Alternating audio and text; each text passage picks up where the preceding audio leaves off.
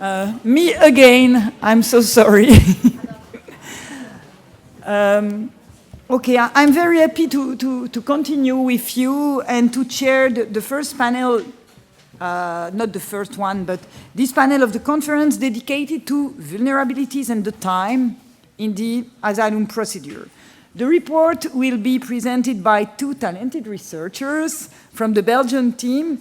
For 3 years, they spent dozens of days in the field, particularly in reception centers, talking to people working in those centers, to lawyers, practitioners, but also to a lot of asylum seekers.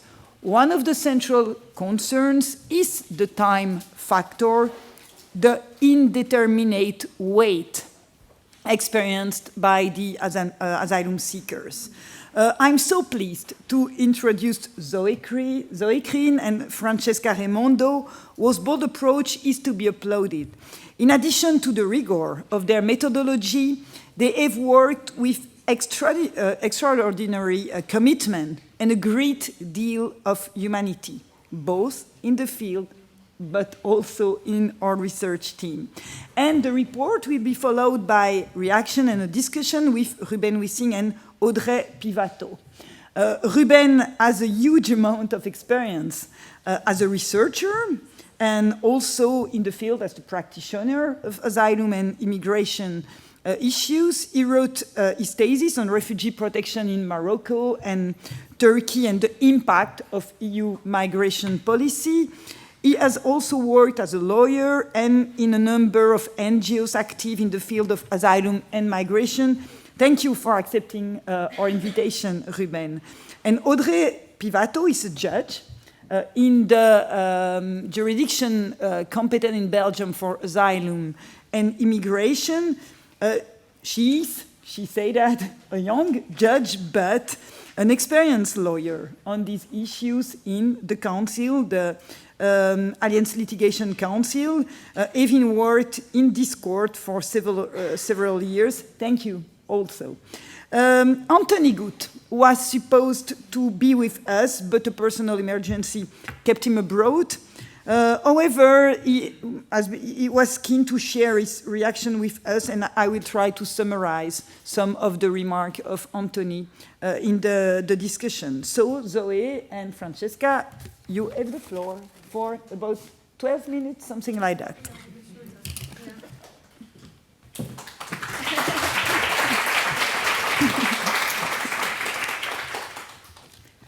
Thank you very much, Sylvie, for the presentation. And as mentioned, today we are focusing on the role of time in the asylum procedure. Time is a key player of the asylum procedure. Indeed, it was so frequently mentioned during the VULNER fieldwork by decision makers, staff of the reception centers, but also, above all, asylum seekers, so that we could affirm that time is a real protagonist of the asylum procedure. But why? First of all, it must be said that two types of time are relevant: time of the procedure and time in the procedure. The first has a more legal meaning, since it refers to the period of time marked by various steps of the procedure, and it goes from when a person applies for asylum, thus officially triggering the asylum procedure and becoming an asylum seeker, until the procedure ends and refugee status is or is not granted to the person. By time in the procedure, we mean that the time that goes between those various steps of the procedure, during which the asylum seeker try to process their migratory road, and on the other hand, try to plan their future. Both types of time play an important role for asylum seekers and are, for obvious reasons, not neutral, and we are going to see in a minute with Zoe. Indeed, both this time of and in the procedure develop along two axes: too much time and not enough time. Let us look at some examples. Regarding too much time, the asylum procedure often takes a long time before a final decision is made. This waiting time is not neutral for asylum seeker, having to wait for an answer so decisive for one's future. This is a source of anxiety and stress. preventing asylum seekers from planning in the present and the future. Moreover, in the vast majority of cases, they spend this waiting time in reception centers, which for many months become their homes. But where they are forced to share space with people of different ethnicities and culture, without privacy and often with security problems. In the words of an Afghan man interviewed in a Belgian reception center, life in the center is waiting, and I feel tired of waiting. What's difficult for me is waiting to get a response, to make a plan for my future. Waiting makes me sick. With reference to not enough time, we can take the example of the interview during the asylum procedure. The hearing is of fundamental importance to the procedure because on the basis of it, the authorities decided whether or not to grant refugee status. Aware of this importance, asylum seekers organized the period before the interview in such a way as to well prepare for it. For example, by writing down some notes like an Afghan woman met in a reception center, or even temporarily suspending an internship in order not to add another source of stress, like a Cameroonian boy that we met. However, the interview time is often perceived as too short to fully understand an asylum seeker's story and properly assess it. This was also confirmed by some lawyers met during the fieldwork. They say that often it was only after multiple meetings with their clients that they were really able to fully understand their stories. Lastly, asylum seekers are aware that sometimes there is a need to be right on time, that there is the right time needed. An example was mentioned before also to this end. In Belgium, asylum seekers are aware that they need to arrive on time to queue in front of the office to apply for asylum. And if the asylum seekers don't get in line early in the morning, they risk their application not to be registered that day, having to reapply the next day, and not to have a shelter for the night. Now I leave the floor to Zoe to develop more the effects of time on the asylum seekers. Thank you. You take this one, right? Yeah. Okay. Yeah, with this. It's working. Yeah, great. So thank you, Francesca. Our research showed that the current asylum system positions asylum seekers in a very specific temporal duration, which is not neutral, as my colleague said, but which carries with it very specific effects and very vulnerable effects, in fact, such as dispossession, frustration, and anxiety, as a result of the times and spaces in which asylum seekers are constrained to move. If we want to reflect on the relationship between time and vulnerability more generally, our research would be pointing to three different dimensions of time in the asylum process. Of course, the linear dimension of time, the most obvious one when we focus on the different stages and steps during which vulnerability must be assessed and addressed in the Belgian asylum procedure. But there is also a more dynamic dimension, focusing on the temporalities of the procedure, to understand the interactions of time with the asylum seekers' experience of asylums that alternate between long periods of waiting and sudden breaks, in terms of exposures to risks and situations of vulnerabilities for asylum seekers. In that perspective, time matters in the Belgian asylum system, but the question is, whose time? A third dimension should be then established, connected to the politics of time, I would say. That dimension shows how different temporal orders are being organized in a given system, and how certain practices and failures of this system generate specific forms of waiting in which asylum seekers are all the time exposed to time without ever being in a position to control it. In other words, as Ghassan Haj would say, there is a politics about what waiting entails. And we believe there is also a politics about how waiting is being organized in the Belgian asylum system. What could we recommend in terms of best practices then to limit these types of vulnerable effects of time? In very concrete terms, for instance, better connect asylum seekers to their process simply by developing those types of online platform with, compliant with EU data security standards, of course, to include a visual timeline of the process and to allow asylum seekers to follow the evolution of their file. Of course, this goes hand in hand with diversified information channels and in-person contacts in reception centers. And obviously, this involves also sufficient and skilled staff that would be able to devote enough time to asylum seekers and to properly inform them to show that their times also matters. Thank you. Do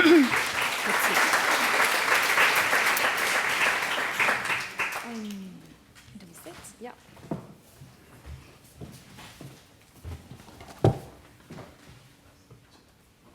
You want to stay there or here? Yes? Okay, you're Hello? Okay, it's connected. Okay, first of all, thank you for having me and congratulations with the report in general and with the project in general and the reports in particular. I think there's really some crucial findings in it, and now I'm talking specifically about your key message as well. There's crucial findings in it, I think, for policymakers as well as practitioners. I think it's a really great choice to combine those aspects of time. I don't know if it was a choice, but time and vulnerability, because I think it's really the kind of issues in an asylum procedure that are often overlooked because they're not so formalized. So if you're just doing the legal stuff, you won't have a moment where you have to reflect on time. Vulnerability now, but it's mostly interpreted as a procedural or the special needs and much less in the asylum procedures as well itself. So I think it's a very interesting choice of focus. And then to talk about it from the experiences of the asylum seekers themselves, I think that's the most important. What you describe as those feelings of that they have of being passive bystanders, you say, or how they feel that this time, and especially this time that is waiting, that it undermines their agency. I think it is indeed part of maybe the asylum policy itself. You see it when you read decision of asylum authorities, Commissary General. It's expected that you. It's a way to show trust in the authorities. You're expected to show that you trust the authorities, so that you come without reservations. You submit to the procedure as it is organized. So you, from the absolute beginning, because if you don't do that, if you oppose it and you think you can have an own opinion about how things will be brought, or you don't come right away with all your arguments, you will be considered not trustworthy. You're not credible, and that's the basic reason why most asylum seekers are refused in their applications. So I think this whole idea of feeling a passive bystander and not having agency, I think it's inherent to the asylum procedure as you describe it. So, and I think also other actors experience. I've been a practitioner myself. I worked as a lawyer, and I'm in other ways involved. And I see with lawyers as well that they also share this waiting as a feeling of loss of control, especially you describe it somewhere as different temporalities. Sometimes things go very fast, sometimes things go very slow. And I notice the moment there's a decision, then everything has to go very fast. And it's difficult to prepare because you don't really know. It's not communicated beforehand. We're considering a decision in this or that direction.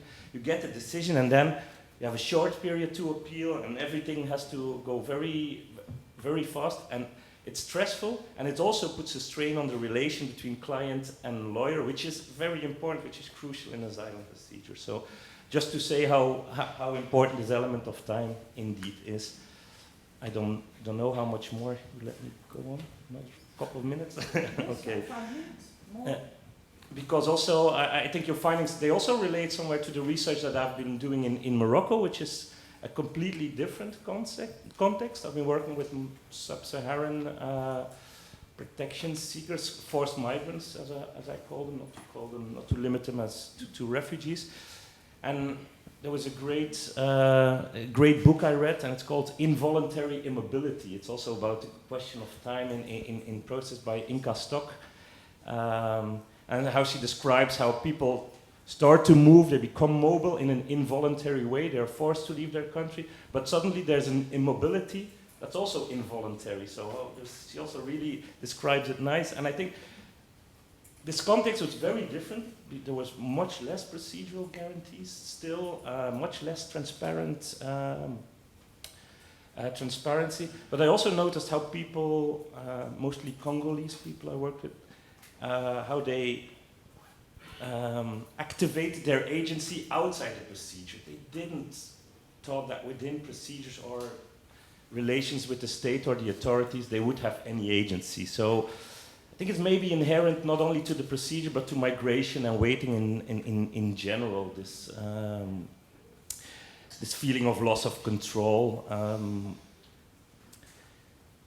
So, well, there's other instances in asylum procedures which I found remarkable, with time also plays a role. I think especially Dublin procedure, which has as an objective to quickly and efficiently determine which country will be responsible and get to an outcome. Well, it causes the contrary than what was its objective. Also met people in detention centers at the time that were Palestinians some years ago, who prefer to be in detention because they got a quicker outcome. So outcome is also, it's very remarkable how they also played with this element of time there. And now something very recent, I see now young Afghans, I'm assisting young Afghans in asylum procedures. And there's this whole idea of being westernized as a persecution ground, but before you are westernized, there needs to pass some time. And especially you have to be very young for first to be westernized. And you're not westernized apparently after a couple of months, but it takes some years. So there's again this element of time which I think is interesting. And then your recommendation, I think indeed, I also think what you suggest, the online platform, which is accessible and transparent, I think it's really a good suggestion, because I think trust and acceptance of the procedure has to do with the feeling that you got independent, trustworthy, objective information and legal aid, and that must be transparent. And then I think such a platform could create why not also make a kind of timetable at the beginning of a procedure. Why couldn't you say, like, you will be heard on that day, and then maybe exceptions in certain cases, but you will be heard on that day, and you will get a decision at that moment, and which is, well, better plannable or manageable for everybody in the procedure, also for the authorities, I think. And it also made me think about a Dutch model that had been, I visited a detention center in the Netherlands some years ago, and their Vluchtelingenwerk Nederland, so Vluchtelingenwerk in the Netherlands, they explained me that when somebody comes in and he applies for asylum, in the first period, the first couple of days, he first gets to see a volunteer who is very well trained of Vluchtelingenwerk, who explains everything about the procedure, communicates to the lawyer, then the lawyer is appointed, he sees a lawyer, or she sees a lawyer, and only afterwards, only then, some days later, actually they get in contact with the authorities. So they know, they're well informed. So, well, yeah, great ideas you bring up. It stimulates debate to think about time and put it central in our discussions about ideal asylum procedures. So, thank you very much. Thank you, Ruben. Maybe I could, yes, give you the floor. What point of view of the judge in the asylum procedure on this factor of time? How to deal with, what are the impacts? Is it okay? No. It doesn't work? You can do it. You can take the other one. Okay. Thank you. It's working? Yes. Yes, it is. Thank you. And thank you for having me. So, as regards the time in the procedure, one of the first things I wanted to say is that the judge has very little control over it. We've got no control over the registration process, the scheduling of interviews, or the decision-making process. And the only real control we have is our ability to produce, to deliver a ruling on time. In Belgium, we've got 42 days to deliver our ruling once the hearing has happened. And I think personally it's really important to respect this delay, because we do not want to add further delay in an already long procedure, which was maybe sometimes arduous for the asylum seekers. So our mission really is really to deliver it as quickly as possible, though there might be some exception to the, I don't know, the difficulty of the case, but usually I think it's important to, as a judge, to keep in mind that we don't want to add further delay to the procedure. And just to give you some numbers that I just dig up this morning, during the year 2022, the average processing time of an appeal in full jurisdiction was 125 days. So from the moment the appeal is lodged till the moment of the final ruling, there is an average of 125 days. So you can think of it what you want. But what is perhaps more of a concern as judges is the taking into account of those vulnerabilities created by the timing of the procedure. So I think the most stringent vulnerabilities, though maybe not the most common, would be the one related to a too quick procedural pace, which wouldn't allow for someone to really speak out. Because it would stem from the fact that that person would not have the time to work on the traumas, and she or he is asked to speak about his experiences with usually forceful details, some liveness on traumas maybe she or he hasn't already have time to work on yet. So in this respect, I read an interesting interview in May in a Belgian periodic, La Revue Nouvelle, which caught my attention. And in this, two ULIS practitioners, so ULIS is a center for mental health dealing with exiles in precarious situations. And those practitioners talked about the fact that this practice of making them talk about their experience in details seeks to force people to talk. And that sometimes it collides with their therapeutic work, because for some people, many exiles, in fact, the therapeutic work focuses on the most immediate traumas, those generated by the procedure, the length of it, the arduousness of it, or maybe the long migratory route. And their therapeutic work leaves all the trauma locked in a box away. So the danger for us church is the one of missing out, and it's very real, and it's important to be aware of it, but it needs to be put into perspective, because, well, those situations where someone is not able to talk might not be the most common, firstly, and secondly, there is also the time in the appeal to put forward those elements, in full jurisdiction at least. And so, generally speaking, I think it's important that everyone acts in solidarity. So, the defendant, which is the General Commissioner, the lawyers, the social workers, that they all act in solidarity to highlight those vulnerabilities created by, by I don't know what, by the fact that the person maybe has not had time to be able to speak freely. And then, during this appeal procedure, the council can still intervene and remedy maybe those issues in the procedure. And then there are the most sensitive cases where even in the appeal procedure, maybe someone is not able to talk yet and to articulate their fears yet. But there we need to be pragmatic, and what you have to know is that we as church can only work with the tools we are given. So if those elements are not brought forward to us, if we have no clue whatsoever as to the vulnerability of someone, then we can't put anything out of our hats. So of course sometimes we can see something is wrong during a hearing, and it already happened. The council has already ruled that the proceedings at the hearing highlighted some intense distress, psychological distress that needed to be analyzed further. It can happen, but only if we are able to see it. And as judge, we have little time during the hearings.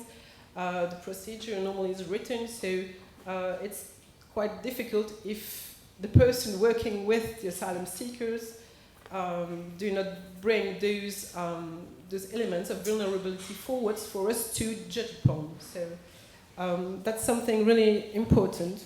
We take into account vulnerabilities, but really you have to remember only within the limits of our competences and the elements that are brought before us. I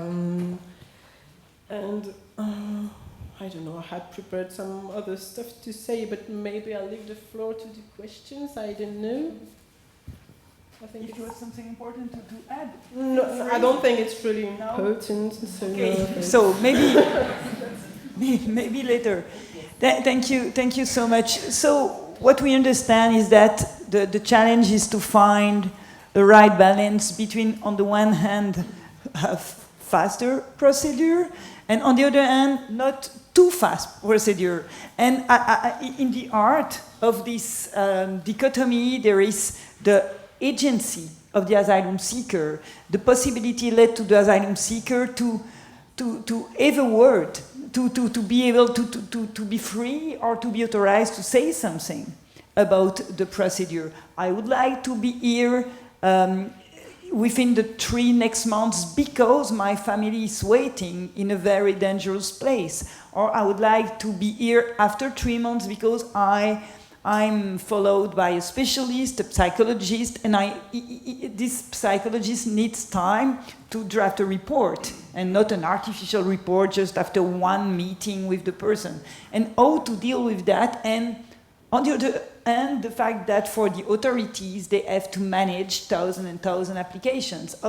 And maybe this platform, a place with a timeline and a possibility for the asylum seeker to bring elements and proofs and evidences on this platform during the procedure, and elements to say, okay, I would like to be here right now because it's urgent, or I would like to delay a little bit with justification. It's possible in the judiciary. Why not in the asylum procedure? And there are also thousands and thousands of cases in the judiciary, and it's possible to have a little effect on the time, the timeline in the judiciary. Okay, so, but I'm not here to take the floor. Just a few words about the reaction of Anthony Gut. Anthony Gut is anthropologist, and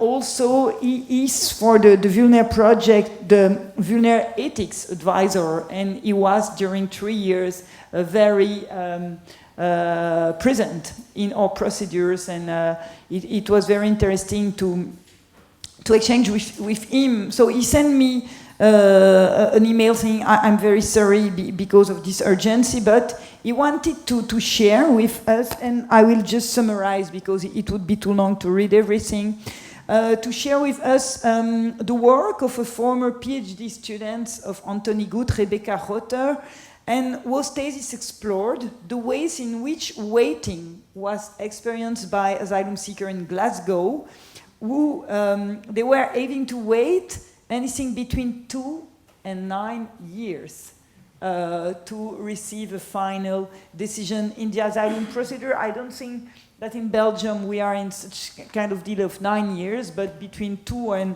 3, 4, 5 years, it's somehow common. And what she said, Rebecca Rotter, is that in the first appearance, this period of time is a time for doing nothing. It's like our life has stopped.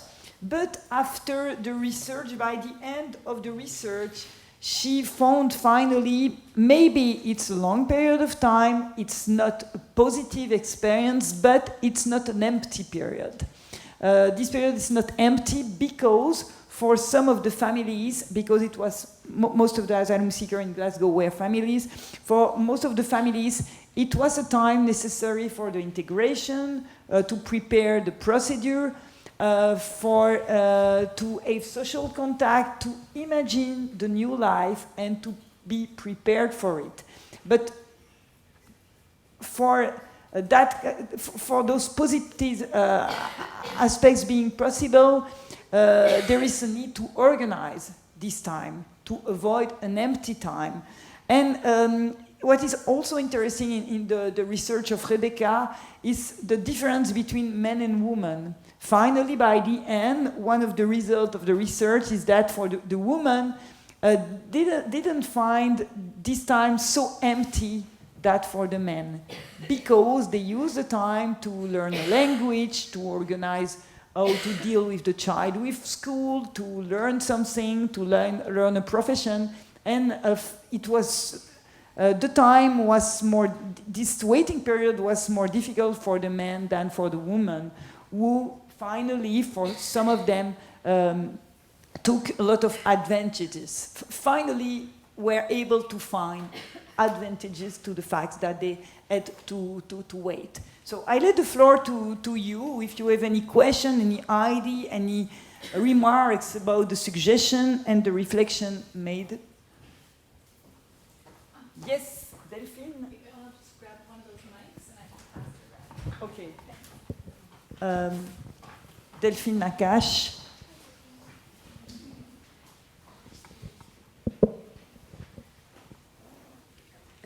Thank you very much. Time is also, so I'm Delphine Nakache from the University of Ottawa, Canada. Delays are also something that we found impacting migrants. And I just wanted to also highlight the fact that in the Canadian context, the decision makers, when we talk to them, they also highlighted the pressure due to the delays for them. The fact that they didn't have as much time as before to actually render decisions, the fact that they didn't have as much time as they wanted in case there was a very complex decision. So it was also interesting for us to find out that, and we knew that, but to be told by decision makers that delays are also impacting them in a certain way and the way they do their work, and of course this does have an impact on the decision as well. But I'm just wondering, because we had lots of discussion between ourselves when we made our workshop with government, civil servants and NGO workers and our community partners. Every time we are bringing the delays, as problems, in fact, the concrete recommendations are complicated because what is the solution to delays? If you really want to reduce backlogs, it's money. And so at the end, it's also how the government will prioritize fixing some problems over others. So I don't know if you have ideas as to how, because it's really linked to the money. It's really linked to where does the government want to put the money in terms of, putting an end to the backlog, putting an end to some of the problems. And so we all are facing the same issues, I guess, in our different contexts, which is that obviously delays are making migrants more vulnerable, are complicating the lives of decision makers, are making the work of NGOs much more difficult because it's also pressuring them in many ways. But what are the solutions except putting more money into the system? I'm just wondering because, at least in the Canadian context, we bring it, and what we get as a response, as a very honest response from the civil servants is that they are not the ones who are allocating the funds. And so, although they hear us, as long as the priority is not on reducing the backlogs and then putting enough money, right, with hiring more people, and so I'm just wondering if you have ideas on, what could be made, or the kinds of concrete changes that could be brought and be listened to by the government. Thanks.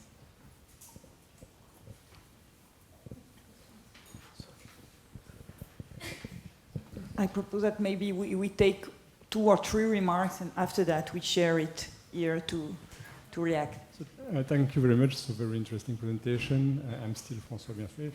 And my question is just to mention that what would you say about the fact that in some cases it can be really an advantage for asylum seekers that the procedure is very lengthy. Mm-hmm. And I see that in policies, for instance in Belgium, after several years, the length of the procedure can be a reason for regularization. So was that aspect taken into consideration in your study? I'm sorry, I haven't read it. Maybe a third reaction or question or... Yes? Hello, hi.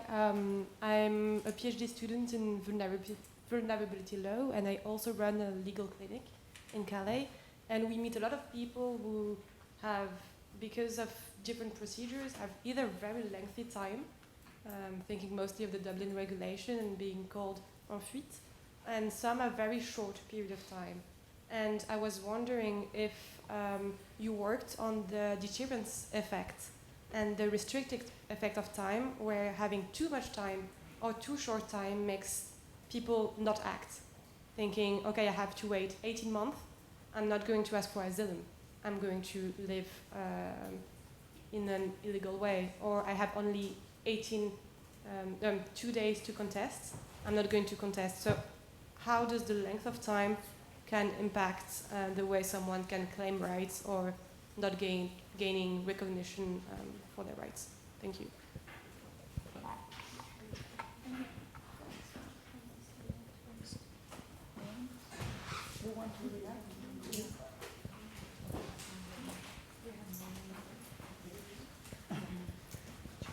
As for the money solution, I have no other solution than that. I can tell you, I was recruited because more money was put in our council. So I'm part of 8 new positions that are filled. So 6 are already filled. A 7th one is on the way because we are waiting for her to close her work. And an 8th, and I think even one more. Well, not that I'm judge, I don't know how many more are open, but so yeah, money was put our way. So yeah, it's really usually a huge part of the way we can resolve issues regarding backlog. Internally, the moral or the personal ethic of judges also plays a role, because we've got files to do. There are numbers to do each month. Well, usually it's each year, and it's really up to the judge themselves to just contribute to the effort. Thank you. Yeah, I think all the questions you raise are, I don't know, you have been studying it for a couple of years now, and then, yeah. What is the solution? I think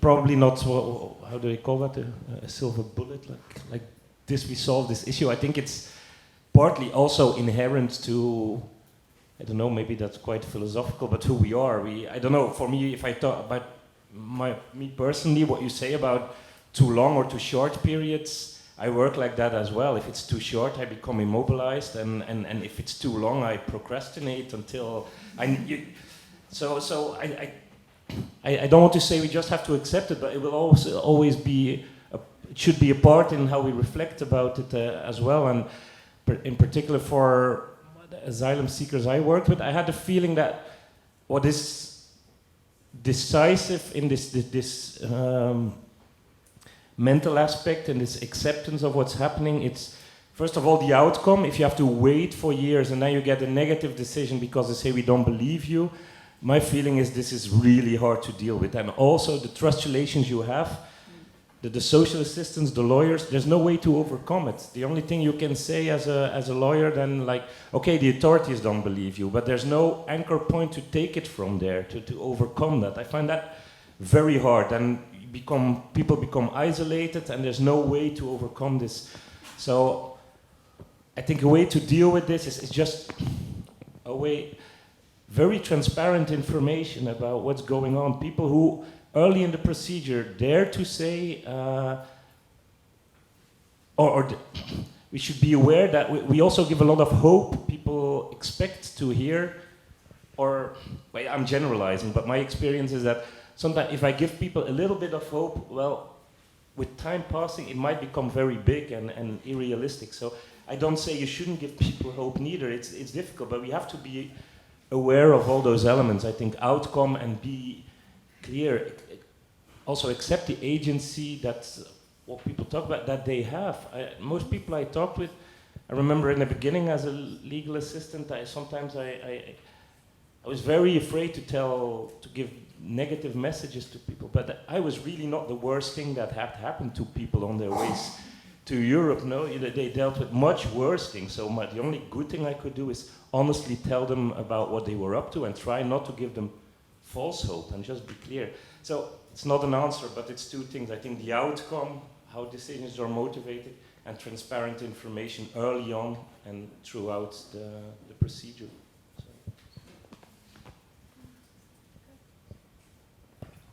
Thank you very much for the question. And just to react to all of them, I'll start and then I'll give the floor to Zoe. So just to continue to what Ruben was saying, so the hope and also the implication of waiting time. There is this man from South Sudan that we met in a reception center, and he was 45 years old, and he was waiting in our reception centers, and he told us, you know, I've been told that waiting a lot is good, so I'm happy that my procedure is long, because then it means that it will be okay for us. And so also the expectation, the false expectation that are connected with waiting times. And so it's not really responding to your point, but still there are reaction to having long time or not waiting time. And still also another point that I would like to raise is that there is also this idea, maybe more at the political level, to have fast procedure. And maybe more from NGO, many people that we interviewed from NGO, but also lawyers, told us that it's not good to have this fast procedure, because then people really don't have time to just arrive in the country, settle down. And there was this image that was used by a lawyer that we interviewed to dry off their clothes from the Mediterranean, in the case of people coming from the sea. And last thing that I would like to say, connected to the question of Delphine Akash, is that, of course, we put there only sufficient stuff as a recommendation, but it's always a question, sadly, a question of money, but it's also financial support. And another point to raise is there is a huge turnover, and I think that this could be confirmed both in at the authority level, but also, for example, for people working in NGO or for lawyer, both with regard to the fact that there is not enough money, for example, to fund project or fund, especially for NGO fund exactly project to hire people, but also because sometimes, and this is another lawyer that mentioned this to us, it is very difficult to handle this type of cases, and there is lots of frustration going. So I think that I start to respond, and I leave the floor to Zoe for something else to add, maybe. Yeah, I think Francesca said the most of it, but really we think that there is something about waiting, like really the way we make people wait. I don't know how to say so. It has a huge impact on the way also they perceive the time flowing and the time throughout the process. I mean, it's very different if people have access to job market, for instance, free access to job market. It makes really a difference in the way they experiment waiting. So to me, it's all about waiting. It's not much about time, even if it's connected. It's really how you make people wait, how you organize waiting, yeah. And yeah, just to jump in and maybe to reflect on on what Ruben's just said. It's true. This kind of hope that we give to people, sometimes it's an issue. Francesca and I, we have, 100 examples, but I very much remember also a woman I met, and she was saying, you know, what's the hardest thing to me is not, you know, all this violence I have been through. It's really those five years they took me, all this for nothing, because she was rejected from protection. She didn't get any papers in the end. Those they will never, you know, they will never fix. that's you know, they just vanished. And I think that that's really the point. That's really something. Again, it's about waiting, you know, waiting for what? How do you organize waiting? How do we wait? How do we make people feel in waiting, in reception centers, in those closed spaces? Yeah, and just to answer the questions, your question, I think, we've been mostly working with asylum seekers, right? So people who were already in an asylum process. But even within the asylum process, sometimes they choose to engage, I would say, in some ways or not. For instance, we met a guy, I don't remember where he was from, but he went first through, he went to Italy first, and he was spending a couple of years there. And then he was rejected there, so he continues his journey, I would say, and then he moved to Belgium, and he said, yeah, when I was in Italy, you know, all those people working in the reception centers, they were saying, but learn Italian, go to Italian classes, because it's good for integration, it's good for you, you'll be more, you know, because you know the language, and there is something true about that, right? But then, because he ended up rejected in Italy, he came to Belgium, and in Belgium he's confronted to the very same speeches. Learn French because it's good for your integration. You know, it says something about you, that you want to be part of the society because you know the language. And then he said, "I'm done with that. You know, I'm done." But then, if you don't know the story, you will look at him like, "You guy have been in Belgium for now like 3 years, and you don't know a word of French. How so?" You know. So I think there is also some way to, you know, to be willing to engage in some things, to learn languages and stuff. And I think it's also, again, forms of, I don't know, despair. I don't know, and how you make people wait again. And yeah, that's it. Yeah, sorry. Yes, maybe to summarize, it's firstly predictability, information, agency, and the quality of the time. And the opportunity to have an impact of this time, to say something about the time, maybe just to ask. With a negative answer, say, oh, okay, it's not possible to postpone the interview for 3 months, but maybe 1 month, if you need this month.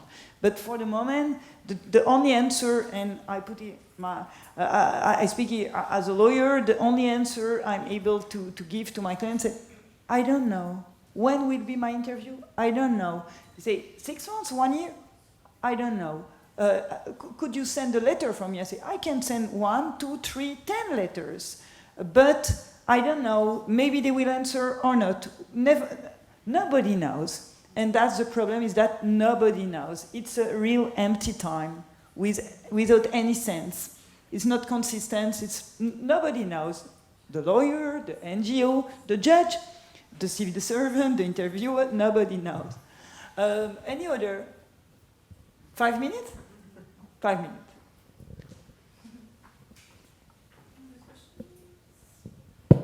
Maybe a quick reaction on the suggestion of the regularization yes. procedure as we have it in yes. Belgium. I think there's also from some NGOs the suggestion, and I think it's a good suggestion to work towards a more, like, would you say it, integrated or a holistic procedure where you, because now as well it's like the whole process, it's so cut sliced and so many procedures, and it's understandable, but why should we, I don't know if it wouldn't be better like to say that front load, like in the beginning of a procedure, as authorities look at all elements that might lead to residence, including already regularization criteria, humanitarian criteria, and really in the beginning of the procedure talk about that, and like that's what we will look at. Oh, do you agree? Can we agree on that? And to really make it clear to everybody, and then make a planning or a time up, but really also pronounce on risks on Article 3 risks, on humanitarian, on all those elements, instead of cut slicing it in so many procedural steps, which is also tiring, and it looks like it never ends. And you have to take all the opportunities there are as well. If there's another procedure possible, if there is an appeal possible, you will take it. So I think simplified procedure might also help. But I know there's dangers and risk attached to that. I don't want to go into that, but maybe.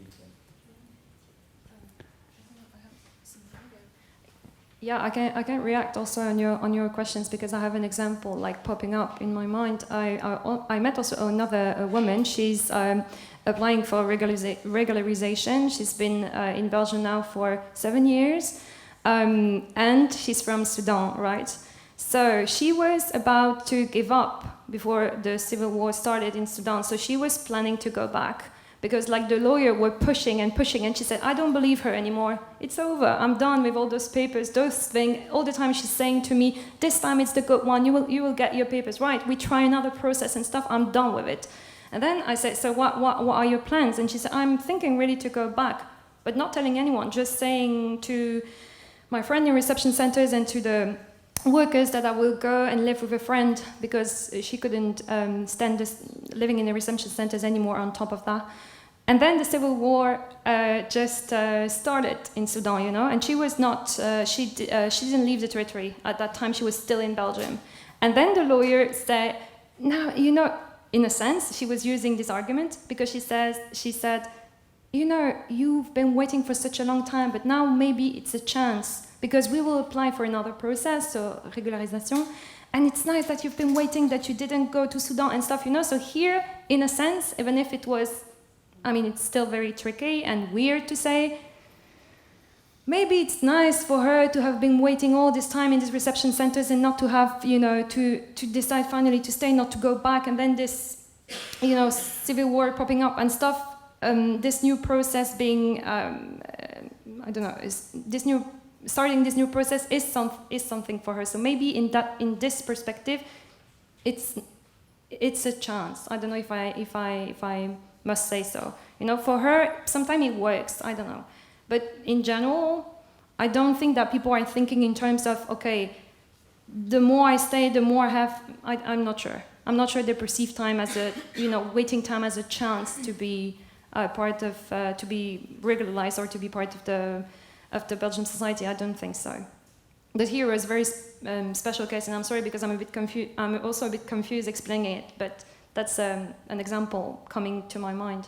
Yeah. Yes, François, you would like to react? It's not a reaction; it's another question. Another 1 minute is the last one. Very short. Okay. What we could say while you receive the microphone is that in the regularization procedure in Belgium, even if this procedure doesn't exist, it's exactly the same. No criteria, no procedure, no time limit, and exactly the same answer to the clients. We don't know. We don't know the criteria, and we don't know when and if you will receive a decision one day, maybe in 6 months, maybe in 2 years, nobody knows. My new question is because very interesting that I intervened. So my new question is about the solution to the question of backlogs. Is it money and only money? Money is part of it, but it's not only money. It's as well the policy of the decision makers. And you can see that, for instance, now with Ukrainians. You make decisions very fast. And there are a lot of profiles of asylum seekers from different countries or different regions. You could decide to give them protection much faster than what's being doing now. But if you go into detail, making a scrutiny really in the details of everything, you will need 5 hours of interview, when in fact maybe in 1 hour you can make a decision because at the end of it, it will be a positive decision for asylum, or maybe because it will be impossible to make the person leave the country, and so at the end you will need to legalize the person anyway. So I think policy is not only money, it's as well policy. Policy and then money. Okay, thank you so much. And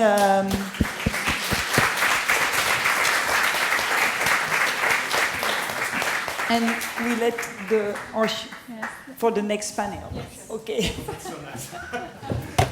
Thank you. So we're moving straight on to the next panel.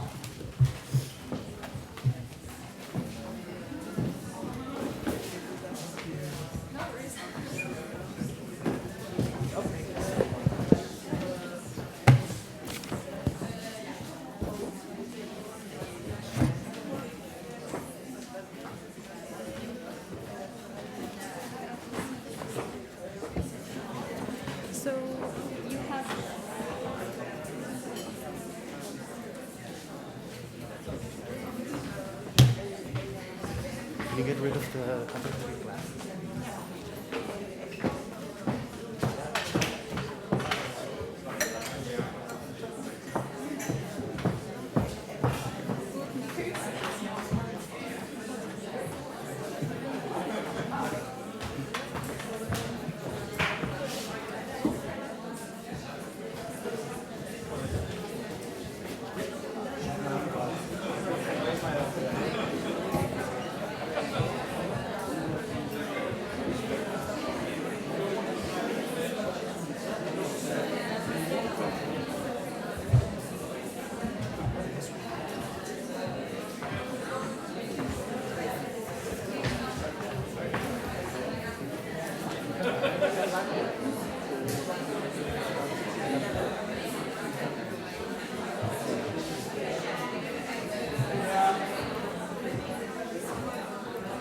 Okay.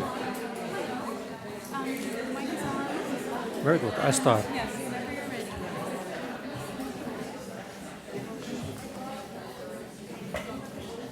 Okay, thank you very much. So now we start with the second presentation, and we changed from time to housing. Housing is something important, as everybody knows. And we have also a change in the panel. I want to introduce to you, first of all, Jakob Junghans. He is the main researcher of our German team. And he will afterwards give a presentation of our findings in relation with the subject housing. And then I can introduce to you Torsten Moritz there. He is a representative of the Churches Commission for Migrants in Europe. Welcome. And then Nicolas from Puymbroeck, a Belgian agency for the reception of asylum seekers. Welcome to the panel. And Philippe de Bruycker, professor at the Free University of Brussels. We are very glad that you have agreed to give some comments to our presentation and to our findings. First of all, I just want to give some general remarks because the situation in Germany is a little bit different from other countries because we have the system of a federal state, and therefore in Germany the procedures are in the responsibility of different levels of the state. The recognition as such is at the federal state level, the so-called Bundesamt. Then the responsibility for the reception and the housing is at the level of the states, the Länder, and the municipalities. And that also means that we have at this level different regulations and practices, which was for us interesting because we had not only one system of housing and reception, but 16 several systems, which gave for us the possibility also to compare different methods and different strategies and to learn what is good, what is better, or everything which works and which does not work. And therefore, also the presentation of Jakob is a little bit more complex than the perfect comprehensive presentation of the Belgian team. And so I will leave the floor for Jakob.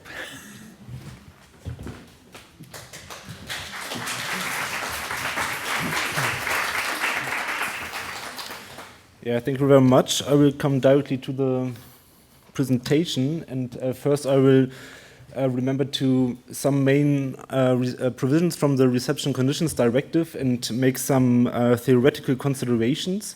And then I will go and highlight some general issues related to housing and will illustrate them with insights from our fieldwork. And finally, I will make some concluding reflections on how a comprehensive reception system can be designed, which also focus on vulnerability created in such system. We all know, I think, Article 21 and 22 of the reception conditions, which state that there should be an assessment of vulnerability related to the reception. And Recital 14, although it's not binding, but I think it's worthy to note because it gives a hint how such a reception system could be designed, because it states that special reception needs from vulnerable person have to be a primary concern from member states when designing such procedure. And Article 18 then states some provision when member states operate large-scale accommodation centers.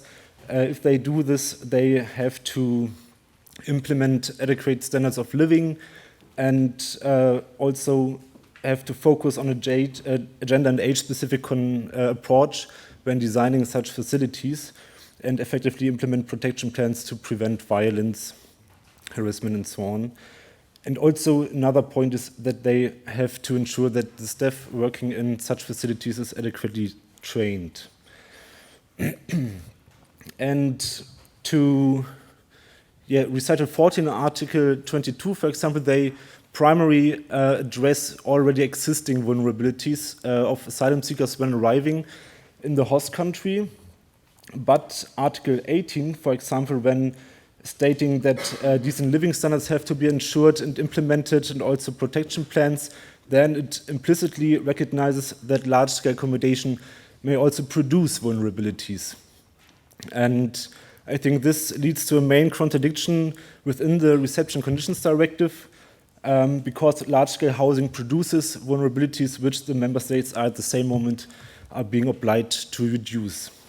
And as a follow-up consideration, I think there's a link between state-induced vulnerability and the state's obligation towards the people affected to somehow compensate this situation.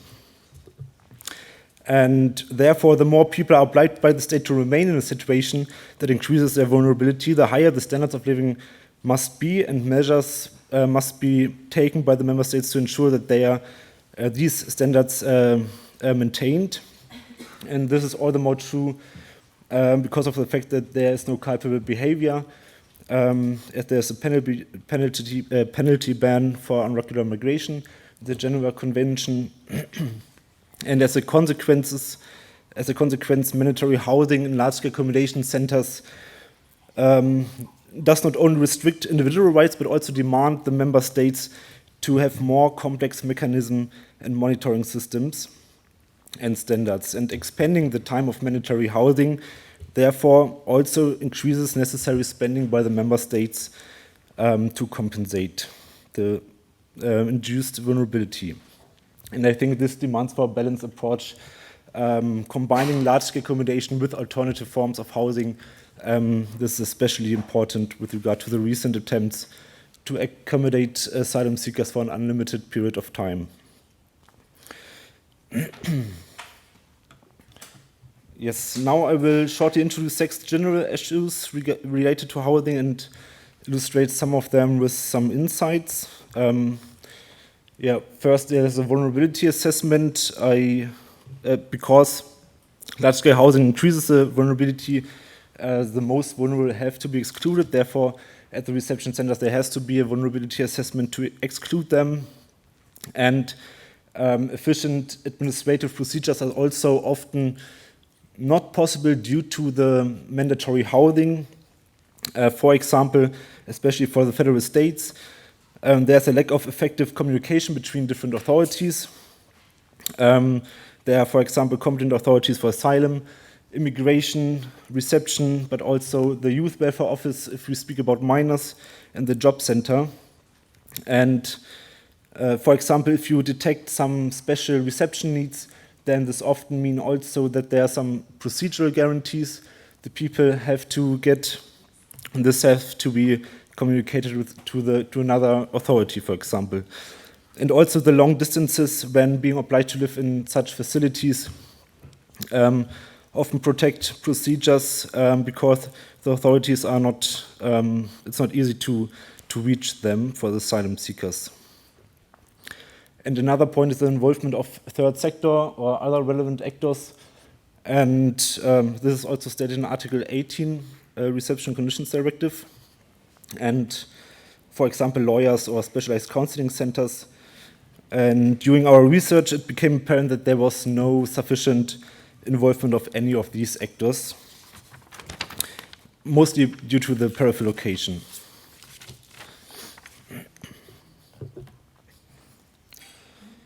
When speaking about implementing decent standards of living, many of our interlocutors described a prison-like environment where no decent living standards are met or even below standards in prisons. For example, one person described that he had to pay 400 euros for effectively 2 square meters and no privacy. And I think this prison-like environment was very constitutive. And he described also like that this,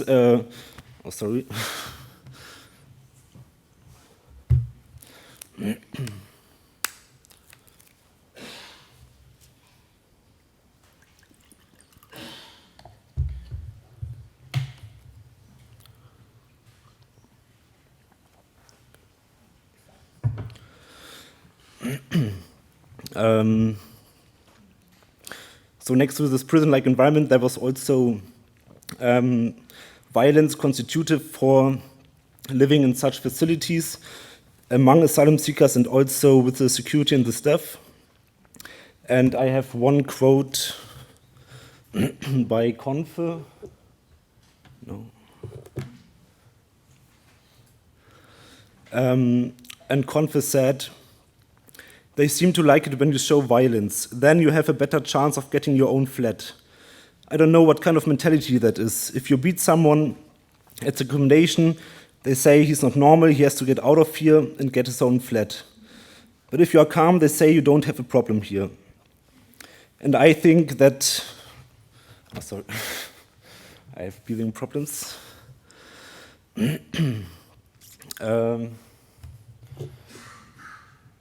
Yes. I think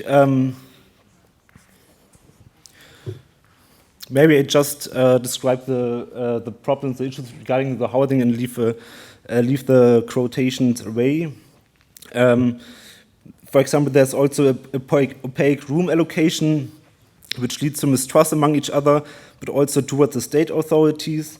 One person also described that there were so many empty rooms, and they were only relocated to Africans, or Africans had to stay with at least 3 people in one room, and other only with 2 people, and this led to huge mistrust and interethnic tensions. And also, one person had to fight to find a room, for example, and to find a room or to find a place where to sleep. And he was a minor accommodated in such facilities. And another point was that there was also no privacy. For example, you couldn't lock the rooms, you had no keys and no separated bathrooms. And this is one quote I want to mention here from Lina. She said, "That guy who was living in the same apartment tried to hit me or do something really bad. I was really shocked and shouting and scared because I didn't feel safe. I'm not safe. You feel maybe more dangerous than during war, because you know that person is not good and he's living with you in the same apartment, and he wants to do something wrong for you. I have to take my brother with me to the bathroom to feel safe or to do the shower, even to share the kitchen. I had a lot of horrible experiences with the people in the camp. Not all, but the most of the guys were a danger for me. I was not feeling safe." And she described a situation where she suffered violence during the war, during the flight, and then especially in the reception center, where she couldn't escape such a situation. And to sum up this, all situation was exacerbating the poor health condition, also lead to depression and addictions. And this was not also the fact in the first phase. When arriving, Adi also mentioned that this situation lasted for 7 years or more for some people. And I think it illustrates also that some of these conditions can be met, for example, when you have an efficient complaint or monitoring mechanism, but some of them are inherently connected to the large-scale accommodation itself. And if we speak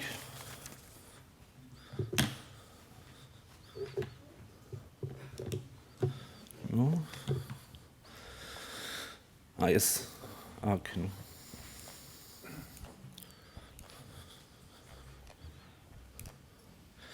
If we speak about special reception needs, then, for example, some vulnerable person had the opportunity to move to a safe accommodation center or a safe accommodation, small-sized.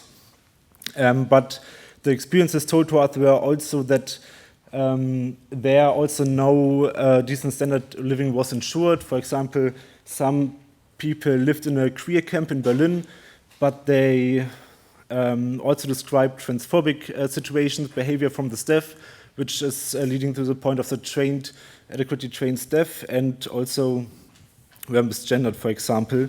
And also one quotation, which is, I think, good for or illustrates the last panel, I think. This Sami was also this one person who arrived as an unaccompanied minor, and instead of being transferred to the youth welfare office, he had to stay in the camp, and also his asylum procedure was prolonged or delayed due to his minority because he couldn't be interviewed. And he said, unfortunately, I was under 18, and that caused so many problems. The time is just like being in prison.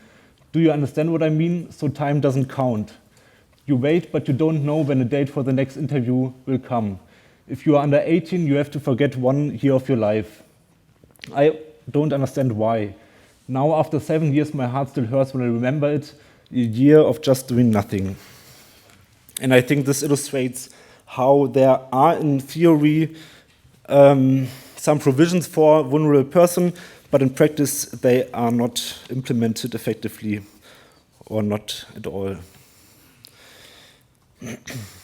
And to social spatial exclusion, it's just the point that they are often peripheral and restricted areas, and therefore there's a social spatial exclusion having many impacts of other spheres of life, like education, work, integration, and health conditions, and also, for example, access to lawyers to enforce their own rights. And this has many impacts, many long-term effects and impacts on integration also later on when already having a residence permit.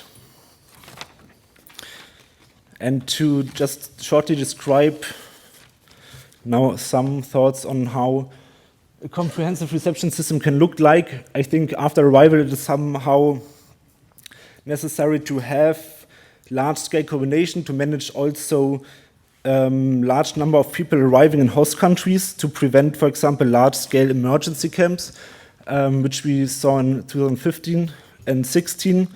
But the time limited or the time being obliged to live in such facilities should be limited to several weeks and at latest until the asylum hearing, because only in this first phase it is important that the authorities work together, communicate together, and you are effectively informed by the authorities regarding the asylum application, for example. And at this first stage, there should be also implemented an asylum assessment, a vulnerability assessment, and also more integrated further relocation options to transfer vulnerable person directly to the municipalities. And at municipal level, there should be a focus on decentralized housing, meaning that the people are entitled to search for an own flat, and being accommodated is only voluntary and only in safe accommodations for vulnerable persons, for example, for victims of human trafficking or minors. It is sometimes necessary, and otherwise it's only a focus on emergency accommodation to prevent homelessness. Yes, this is, maybe we can discuss it also later on. This was, yeah, sorry.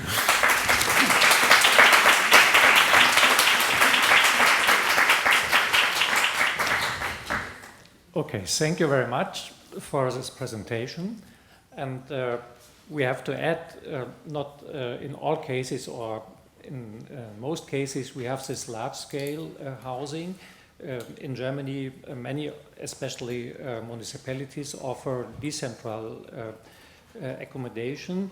But at the moment, with the huge number of refugees, it's even more a problem, because even those municipalities and states who had offered this way of accommodation have now changed, because there is no possibility, because there's not enough room, not enough even possibilities for decentralized accommodation. That's only as additional information how the situation is at the moment in Germany.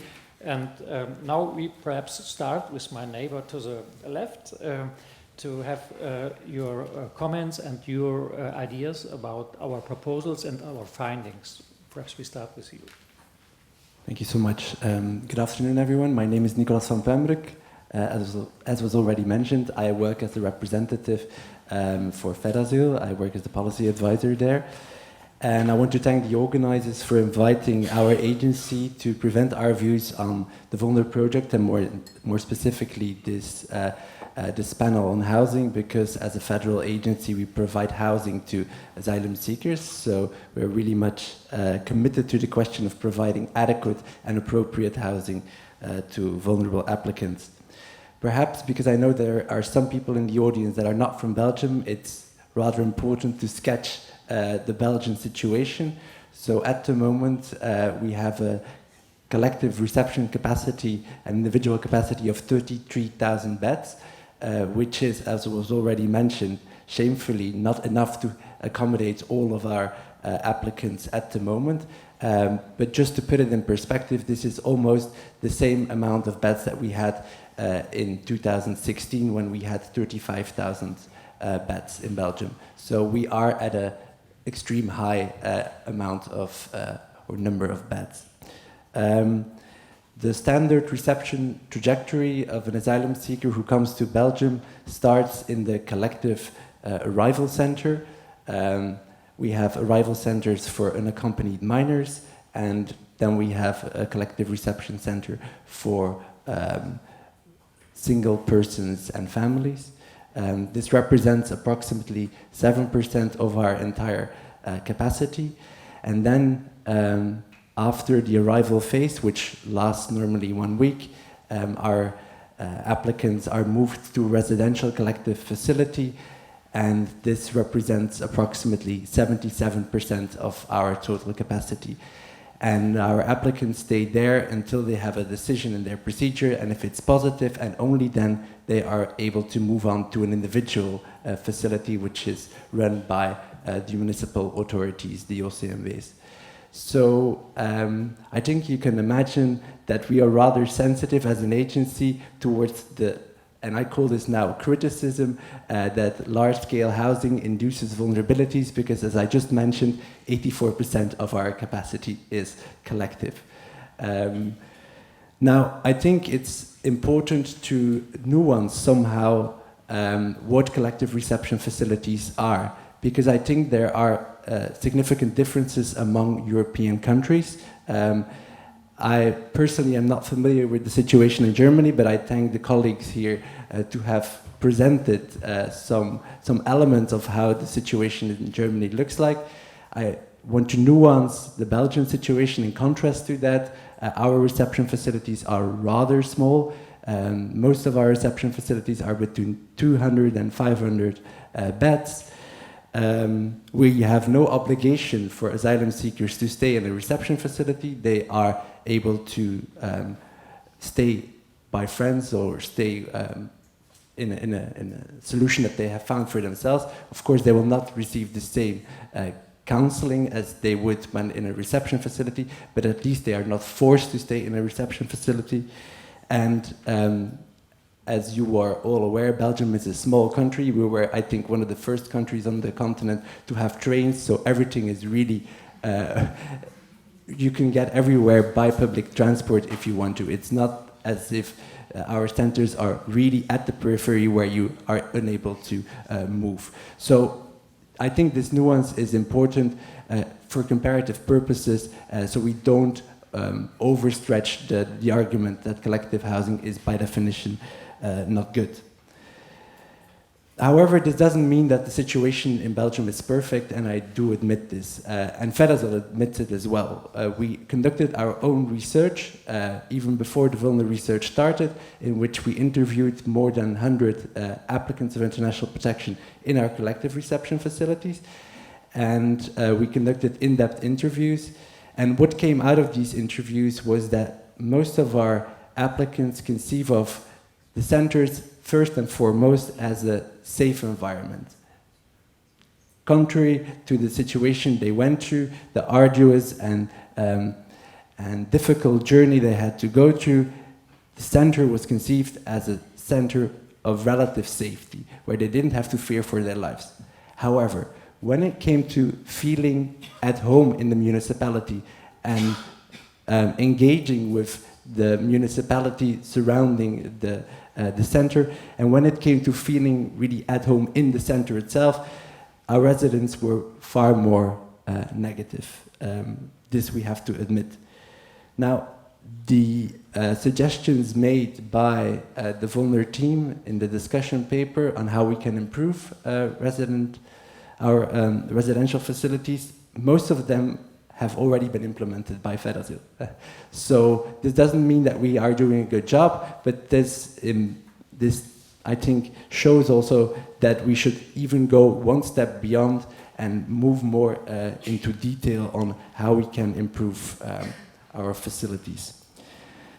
Now, what I want to do now is I really want to make a plea for collective reception facilities, which is a bit contrary to what the panel is about, but I think there is an advantage of having collective reception facilities, both from the point of view of quantity and of the quality of counseling that can be provided in a collective reception facility.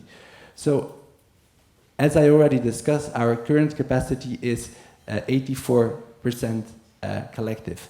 If we would not have this collective reception facility, more people would be on the street today. This is a genuine fact. So I think from the side of capacity, at least for a temporary phase, it is really important to have collective reception facilities to make sure people are not on the streets. So this is an argument I want to make in terms of quantity. But also in terms of quality, I think collective reception facilities are environments where well-trained social assistants and medical staff are able to detect vulnerabilities that would otherwise perhaps go unnoticed. Because individual housing is not a panacea, is not the best solution either, because people might be isolated, people might not, we might not see risks of domestic violence, we might not notice psychological and medical needs of people if they would be in an individual housing where they have potentially, or where they would potentially live in a situation of social isolation. Because we should not forget that asylum seekers coming to our countries are first and foremost in an unstable situation where they actually need a refuge in which they can fully prepare for the important phase ahead of them, namely the interview. And I think collective reception facilities can temporarily provide this situation. So, having said this, I do think, and I think the agency agrees, I hope, that the time in collective reception facilities should be limited. And this is also a point made in the previous panel. However, I think there is somehow a paradox if we would defend individual housing as another way of organizing reception, because I think the benefits of individual housing would only manifest themselves if people would be able to stay long enough in individual housing. Short-term stay in individual housing is worse than short-term stay in collective housing. This is at least the argument I would like to defend. So I think we really have to look for a situation in which asylum procedures are less long, shortened, although I know what the previous panel said, in some situations it might need to be longer to give time to people to really prepare. But still, in general, I think we all have the impression that asylum procedures of 1 year or longer are too long, so we have to shorten them. And then there might be an option, as also is foreseen in the Belgian law until now, that after 6 months, people are able to move on to individual housing when it is actually commonly agreed that the stay in a collective reception center comes to an end. The opportunities that the collective reception facility offers are outrun, and people should move on and have inappropriate housing. So I thank you for your attention, and I hope I wasn't too critical of the panel discussion of but I think this is also part of well, a discussion. So thank you. Yes. Yes, not at all, because those arguments are familiar for us, and I think later on perhaps we can speak about the circumstances of decentralized accommodation, which also need support and other things. Perhaps, dear colleague, would you continue? Yes. It works. Yes, well, by preparing this panel, I started to read again some old documents, and I found an interesting discussion about the preparation of the Universal Declaration of Human Rights, which shows that actually our concerns are quite old. So a certain Mr. Pavlov from USSR, a very good name for that country, said that about housing, he would like to see a provision saying that every person has the right to a housing compatible with human dignity. And the American representative says that this proposal cannot be accepted because it is extremely difficult to define precisely what is compatible with human dignity. And Mr. Pavlov then answered that it is obvious that it is impossible to formulate an identical concept of dignity for all of us, but our text is clear enough. Man should not live like an animal. He should not be obliged to live in a cave. He must have dignified housing, which is not a threat for his health or for his family. So actually, years, decades ago, this discussion was already taking place. Then a bit by reading, I said to myself, but what can I say about these recommendations that are made by the team that wrote the VULNER project? These recommendations didn't look for me very inspiring for a lawyer. From a pure legal point of view, they were looking as wishes, excellent wishes, ideal expressions, or just sometimes common sense. But then I looked more carefully at those recommendations, and I said to myself, well, there is a certain legal dimension. So I will take 4 of them. And number 1 is that time in large-scale accommodation center should be limited. Actually, well, it doesn't seem easy to argue that from a legal point of view, you can come to the conclusion that time should be limited. But nevertheless, when you look at Article 17.2 of the Reception Conditions Directive, you see that it is written that there must be a guarantee for the mental health of the asylum seeker. And if I read the conclusions of your project, where you say that sometimes, in some cases, the mental health of persons may be at stake because of the size of the center. And this, of course, makes a link to the issue of vulnerability of persons. I will come back to that point.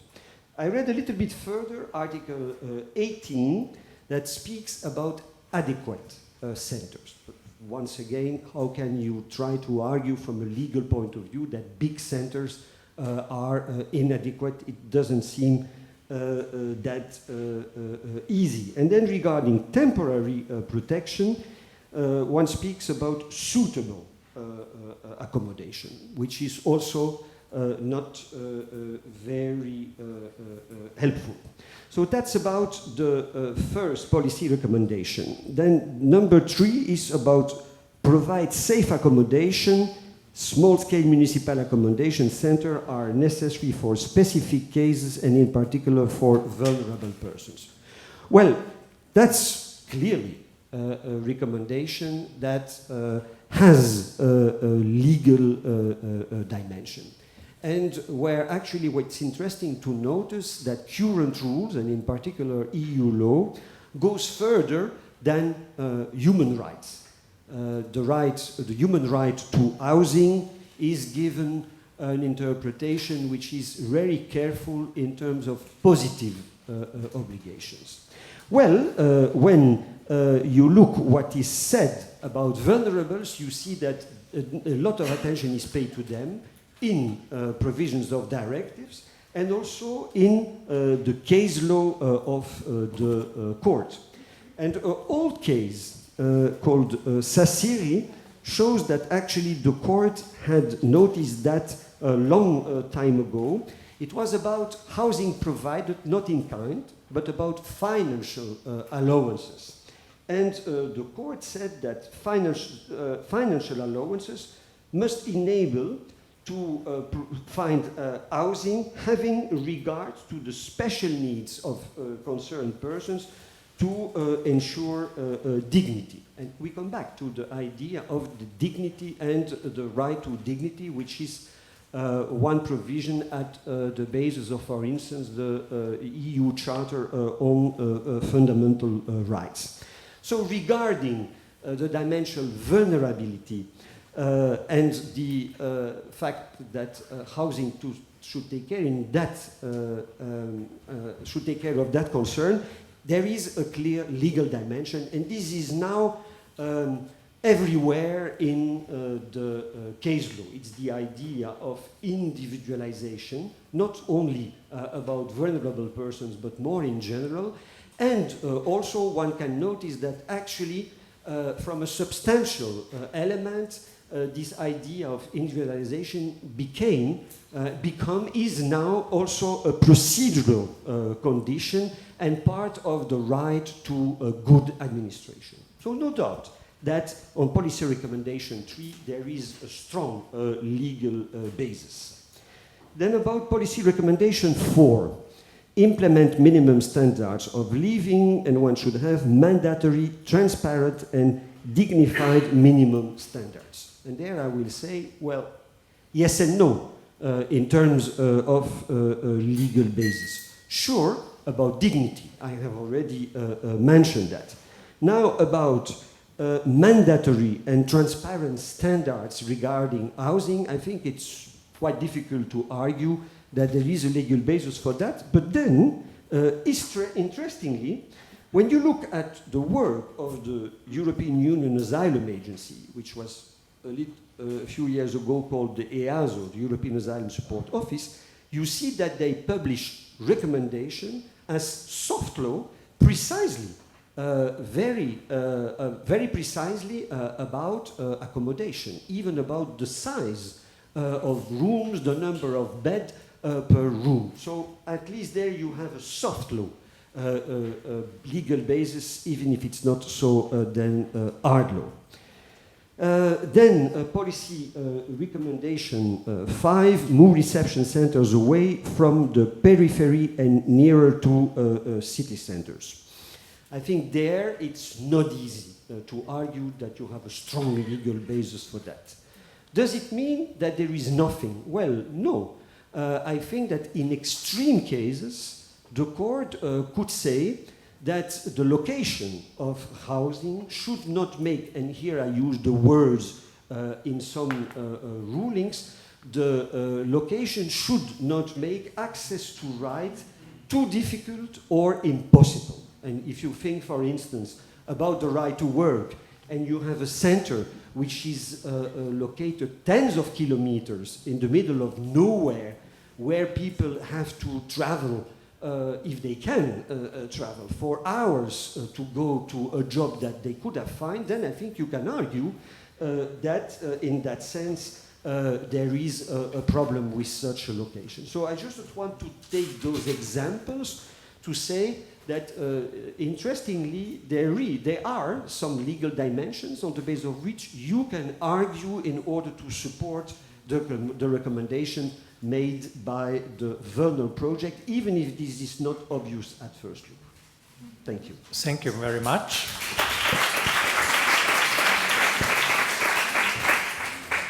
And then Mr. Moritz. You have the mic? Sure. Thanks, Philippe. Yeah, thank you very much for having invited me here. It's a great pleasure to present some of our thoughts on it. And I think it's also very, very important if we talk about accommodation or reception and saying there's a problem, and we say, oh yeah, Greece, so bad. No, it's countries like Germany where we have a problem as well, and I thank you for highlighting that. For those of you who don't know us, the Church's Commission for Migrants in Europe is an umbrella organization of churches and church-related organizations in 20 European countries. And with that, on the one hand, comes that there's advisory services for refugees and migrants. So our members go into these centers, try to advise, are confronted with a lot of the very big difficulties, which I would still argue are related to big-scale reception. On the other hand, in some countries, our members operate reception centers and see how difficult it is made in public procurement and others to do something with decent standards. And to come back to what François was asking, yes, a lot of it depends on money. A lot of it depends on money. It depends on goodwill and saying goodbye to certain ideologies. The first thing is money, economies of scale. There's a firm belief that you can do it cheaply. And that is exactly one of the problems. And very often, we know it in Germany, particularly in the East, you don't look what is adequate, but what's empty.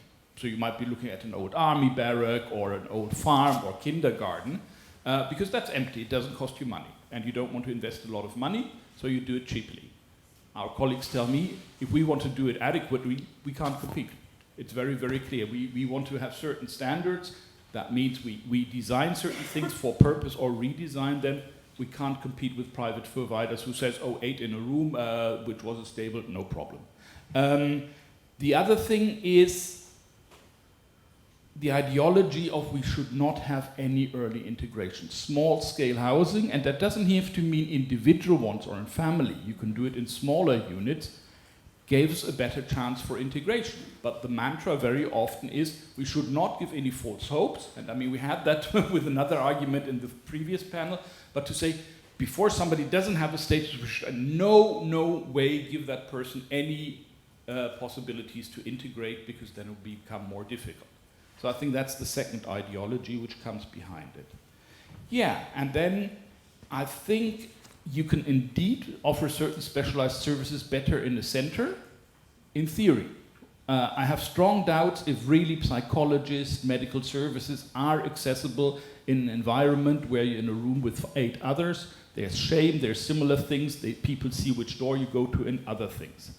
It doesn't seem logical to me that in all other areas of social care we have a tendency to de-institutionalize. So people out of the big orphanages, out of the big centers for people with handicaps, an integrated strategy, and here in this point we should all of a sudden have the big units again. Very clearly, that doesn't mean everybody in a private accommodation, but if you have a unit of 170, you can of course structure that in flat sharing arrangements, where people still will have conflicts, but where a social worker can go and people can have private space and common space. I think that's pretty important. And I think it is very, very important that you need a strategy which doesn't look at reception as the odd one out. And I mean, in Germany we have it, once again, we're having a reception crisis here in Belgium. I've been 23 years in this country. I think there's a handful of years when there wasn't a big reception crisis. I think part of it is to be really prepared. And certainly, yes, you can have crisis moments, but from a certain moment onwards, it becomes a structural problem. And to say, we will have refugees. They need decent accommodation. One policymaker once told me, but we don't want to spend money on things which we might not use in the end. I'm not sure if they would use the same logic with a fire brigade. If you haven't had a fire for 2 weeks, you abolish the fire brigade. What is important, And here I have a little disagreement. Not everybody will be able to be in urban centers. And you might have bigger countries and smaller countries. But of course, here it is a question, can you do a setting where people are not the odd ones out? And I think if you have a village, and that's a point I want to mention, which has 500 inhabitants, and then you put in a unit with 800, there's panic. There's panic, there's the right-wing parties are marching down the road, and that's the kind of thing. You can still do something with that, but if you have something like 200 in smaller units, it's much easier to build a bridge there. And once again, there you come in. And what I think is also very, very important, we have over the last year learned. We have had a major reception in decentralized, small-scale private homes. Not all of that has been going well, but even the European Commission picked up on that with its Safe Homes initiatives. And I think here we really need to see, can that work better if we develop it? Of course, you need to put standards in place. Of course, you need to have a system in place where people can still access services. But I don't think the fact that somebody is just next door makes them per se much more accessible. So I think with a bit of more political will, with some more money, and coming away from the ideology, we let them have the procedure, which is often, we heard it, 5 years, 6 years, 7 years, and then they can integrate. If we stop that ideology and say integration can never hurt, I think then we can make certain progress in this field.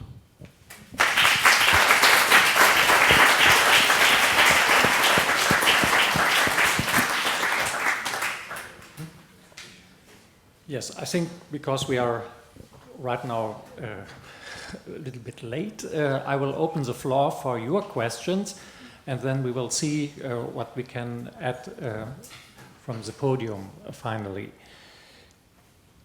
Yes, there at the back. You have a micro? Yes, the mic is coming. So more than a question is a comment. I think there's something very important in the report by Jakob, thank you so much for it, is the fact that in Germany it is compulsory to go in the reception centers. I don't know, we didn't spend enough time, I think, today in speaking how absurd and serious that is. So that means that not only, as I was mentioning, people that will be able to stay with friends have to go there, but also people who are there since already many years, they have partners, they have children, they have a regular job on a temporary basis. Maybe they have any reason in their life for which they decide they have the right to apply for asylum, to be a refugee, because this is what reflects their personal status. They might be political opponent, whatever. And instead, I think that if we keep speaking in this way about housing, is actually the expression of the fact that we do think about refugees and asylum seekers as victims, as people that are desperate, as people that don't know where to go, and at the end, rather than to be with friends on their couch, they might prefer to go there. They might have, yes, psychological issues, but they might be people that have their own psychological support in their homes. They might be people who have networks, they have resources, and they have a relationship, and they will lose all of that in order to go, we just said, from 2 to 9 years living in a reception center. I think that this is specific of Germany. I don't know how many countries around the world there is the same requirement, but I think it's a very serious thing, and every time I hear this about Germany, I'm kind of shocked. I just cannot think that people like me, I have colleagues who are at university in Germany, will be required to step out from a home and go live for 9 years in a place, knowing as well the risk of German gender-based violence, which is typical of Germany. This is, again, another thing that I don't hear from many other countries. I don't know what is the reason. So this is a huge deterrent to give status to people who are not that vulnerable, probably, but they still have a right to have asylum. Thank you for this comment. I just can add, we had recently the experience with the people from Ukraine, and they were not obliged because they were not asylum seekers.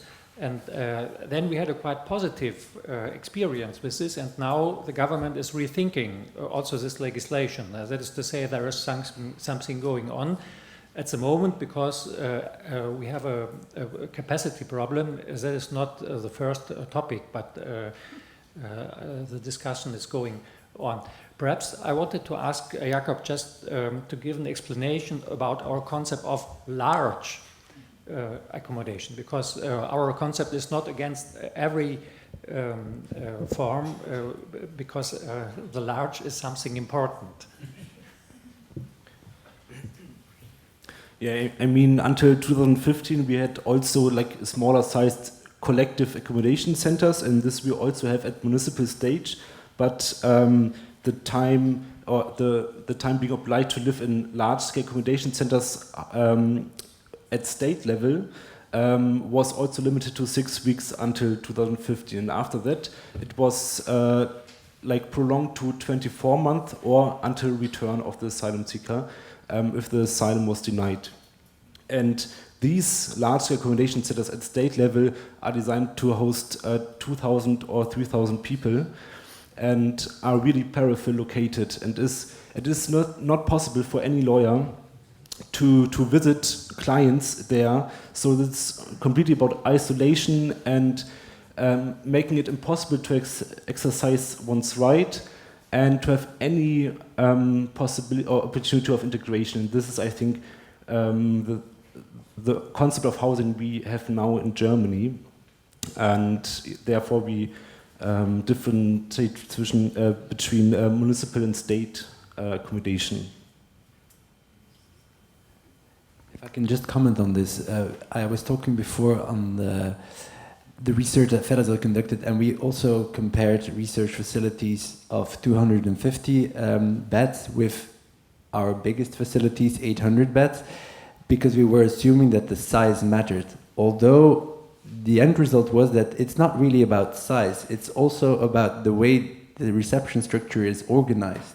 So it's about architecture, it's about the actual building infrastructure. And so my suggestion would be to nuance it and to think of what type of architecture would be able to accommodate perhaps not 2,000 people, but 1,000 people or 1,500 people. It might not be just about the size, but the way in which you organize it. If you organize it as a village, it can house 2,000 people. It's not a center, it's a village. That is because, as Mr. Moritz said, normally we use old hotels or other buildings which are not in this sense special architecture for this purpose. I just want to look if there are more from the auditorium. Yes? Hello, I'm Katrina Brun, and my part in the VULNER project is where I'm from Center for Lebanese Studies, so we work on Lebanon. But I also have done a bit of work in many other countries, including Norway. And I think one of the discussions, so we were actually, it was quite an interesting work that was about temporality and waiting and housing. So the last panels have been very interesting for me. But I think one really big discussion is to what extent can you actually do anything by just improving housing or the procedures, because it's actually the system that is broken, and how do we deal with that? So by improving the housing, you can make the system better by improving the process a little bit, informing better. You can improve a little bit for the asylum seekers, and asylum seekers state that when they have better housing, it is easier. But it doesn't solve the main problem of waiting for a long time, of having an unresolved situation, etc. So is there any way that the current system can, or the current discussion can also kind of go beyond treating the symptoms in a way and think about what we can do? Sorry, it might be too radical for an EU meeting, but in a way, I feel that there is something here that we are maybe also missing sometimes. Well, regarding to Germany, I think the system is working on it, no? Because we have now some new legislations in this field, and the municipalities in Germany are still quite strong. The social activities of NGOs and others are still there. And I mentioned that there is a so-called NEST program that is more or less a resettlement program in cooperation with also private activities, with churches, with NGOs, and the government is quite open to have more experience and to be more open for these cooperations. And therefore, I think, at least for Germany, there are a lot of possibilities and activities. At the moment, with the very huge numbers, it is difficult to use these models for everything and for everybody. But I think the things which are going on are going in this direction. Also, that is maybe a little bit different from other countries. That in Germany we have also a strong right-wing party, but it's not yet responsible, and we will have to wait how much the other parties who are now not willing to lose percentage in the elections will therefore stop their own politics, the Greens and others. But I think it's not so that there is nothing going on in the good direction. Well, I think because time has run out now, if we have some more comments on the podium.